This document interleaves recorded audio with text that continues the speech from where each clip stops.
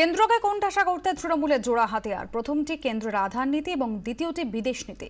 এই দুই ইস্যুতেই সংসদে সরব হবে তৃণমূল। মোদী বিরোধী রাজনীতিতে যে প্রথম সারিতে মমতা, সে বার্তাটাই দিল্লিতে গিয়ে দিয়ে আসতে চান তৃণমূল সাংসদরা। মিড ডে মিল পেতে লাগবে আধার। খবর সামনে আসার পরই প্রতিবাদে সরব মমতা বন্দ্যোপাধ্যায়। কেন্দ্রকে কড়া ভাষায় আক্রমণ করে টুইট। এবার এই ইস্যুতেই পথে তৃণমূল কংগ্রেস। সুবোধ মল্লিক স্কোয়ার থেকে রানী রাসমণি রোড পর্যন্ত বিক্ষোভ মিছিল করে মহিলা তৃণমূল। শূন্য মানে কি? গর্ভে যখন সন্তান থাকবে তখনই তার আধার কার্ড তৈরি করতে হবে। তাহলে সেই শিশুটি ছেলে না মেয়ে সেটাও তো বোঝার জন্য তাহলে আলট্রাসোনোগ্রাফি করতে হবে। তাহলে আলট্রাসোনোগ্রাফি ইল্লিগাল, সেই ইল্লিগ্যালিটিটাকে লিগালাইজ করছে নাকি কেন্দ্রীয় সরকার? ট্রাম্পের অভিবাসন নীতি নিয়ে প্রথম সরব হন মমতা। টুইট করেন, শহর কলকাতার পথে প্রতিবাদে নামে তৃণমূল, মিছিলও হয়।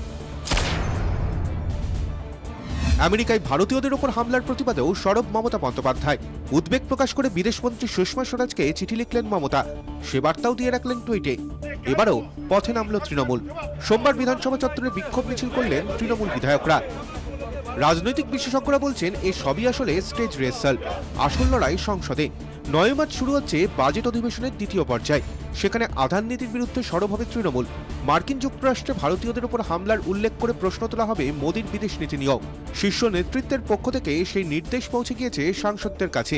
তৃণমূল সূত্রে খবর, প্রথম দিন থেকেই আটঘাট বেঁধে নামবেন দলের সাংসদরা।